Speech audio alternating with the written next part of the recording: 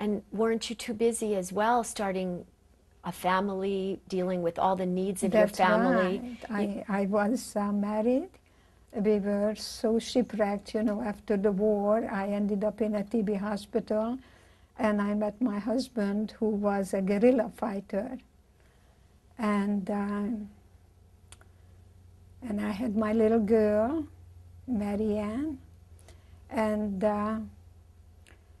when the communists came in, they confiscated the business that my husband inherited from his grandfather. And he didn't join the party, and they threw him in jail. Now, I am a survivor, you see. I don't say, why me? I don't have time for why questions. I'm looking at what now? What can I do now? So I knew I had to take my husband out from the prison, and I took off my big diamond ring. I gave it to the warden. I took this the bracelet that you're wearing which she gave today. it to me when my little girl was born, and we fled overnight to Vienna, and we were able to come to America in October 28, 1949. And you arrived with a husband, a baby, And no English, no $6 to get off the boat. And the Red Cross, thank you for reminding me, they gave me $6. And when I did my doctoral internship at William Beaumont Army Medical Center in Fort Bliss, Texas, I contributed many, many hours to the Red Cross to repay the $6. What a beautiful, beautiful, profound thing to do. Well, I didn't want ever to take anything that I didn't work for. You went back to school when you were 40, I think. Oh my God, yeah, I'm a late bloomer. I remember I had my master's degree, and my supervisor told me to go get my doctorate, and I said, you know, I'm too old. By the time I get my doctorate, I'll be 50. And I remember he said to me, Edie, you're going to be 50 anyway. His name was Dr. Zold, Z-O-L-D, a Hungarian, very brilliant young man. That was a brilliant thing to say, because it was yes, true. Yes, just come on, no numbers. I don't want to hear the numbers. And that's the way I feel today. You know, I'm in my 80s, and I feel younger than I did. It's impossible to believe it. I don't lie about my age. I feel very young because my spirit is young, and I don't live in fear. Dr. Eger, are there days when you can't help but be overwhelmed by the past and by memories? I'm reminded almost every day. I was driving up here on La Jolla Village Drive, and I noticed that a few blocks were just protected by the barbed wires, and immediately... What do you do? How do you get yourself out of that state of mind? I just embrace it. I know it's part of my life. It's my wound. I actually cherish it.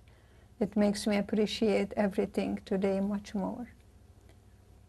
You've written really profoundly about the importance of not anesthetizing grief. That's right. What I did when I came to America, I didn't want anyone to really feel sorry for me, as I told you. So I just kept my secret. And what I know about secrets, that you have your secret until the secret has you. Because what comes out of your body doesn't make you ill. What stays in there does.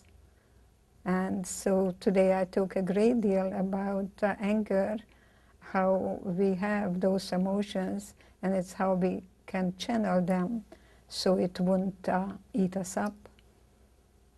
You've spoken a lot about the importance of forgiveness. Mm-hmm. How do you forgive? How did you go about forgiving? Well, you know, it's It's a word that sometimes people use very differently. They think that forgiveness means that I forgive you for what you did to me. It's really, I'm forgiving myself. To put judgments on other people, because that would keep me still a hostage of the past. So I'm not doing it for others. I just don't want them to take residence in my body so I can have passion, I can have joy. And it's very hard to do that when you are not capable of letting those feelings out. So it's a part of the grieving process. There is no forgiveness without anger and rage. And some people just get stuck in there. And you can get addicted to that too. Is that why you went back to Auschwitz, to face those demons? I remember that when I was graduating with honors, they told me where to pick up my cap and gown. I never picked up my cap and gown because I said to myself, I'm too old. So I realized that the enemy is within me, that I needed to actually just forgive myself that I survived. I had tremendous survivor's guilt. And I needed to really revisit Auschwitz. And when I was working with 2 Vietnam veterans, 2 paraplegics, one of them would be in a fetal position, why me, and cursing everything. And conversely, the other one said, you know, I'm so glad that I made it. I'm alive and I'm in a wheelchair and I can see the flowers much closer now and I can see my children's eyes. So you see, it's not what happens. It's what you do with that. And that made me realize that I had some work to do myself, because I wore a white coat and it said Dr. Eager, Department of Psychiatry, but I had this fear in me that I'm going to be found out, that I felt like an imposter. And I remember calling my sister, and I told her, we lost our family. I never went to a funeral. I'm going back to Auschwitz. Well, she chose not to come with me. And I think for me, it was very necessary to go back to that lion's den, to see and look at the lion in the face, and that's what I'm doing today. I'm a sort of a guide. I'm taking people's hand and taking them, hopefully, from victimization to empowerment. And that includes sexual abuse and any kind of ways that we were victimized. But I'm not a victim. That was done to me. It's not who I am. It's not my identity. That's absolutely critical and profound for everyone. Mm-hmm. That's what happened to me, and I think in many ways, as I told you, I learned about resilience, about perseverance, about not to just fight or flee, but how to stay in a situation. And I'm helping couples in marriages. I'm bringing the there and then to the here and now. So giving people skills that there is hope in hopelessness, that life is difficult.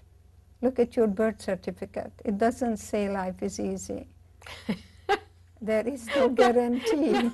No, it doesn't say that. There is no guarantee, there is no certainty, but the best we can hope for are probabilities. So self-love is self-care.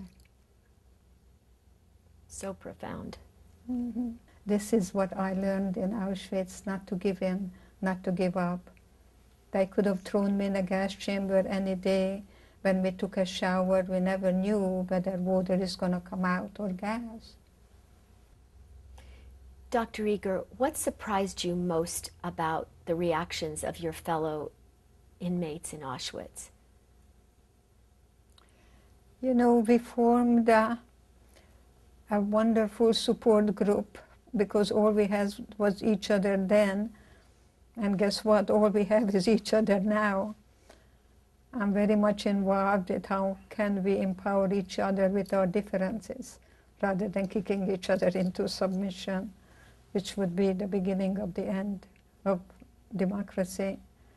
So I learned in Auschwitz that people who were only for the me, me, me, they didn't make it. We had to commit ourselves to others. And I had my sister, even today, when I talk about PTSD, someone who goes to the doctor's office and belongs to a friend or a wife or somebody there, they're gonna do much better than the ones that come alone.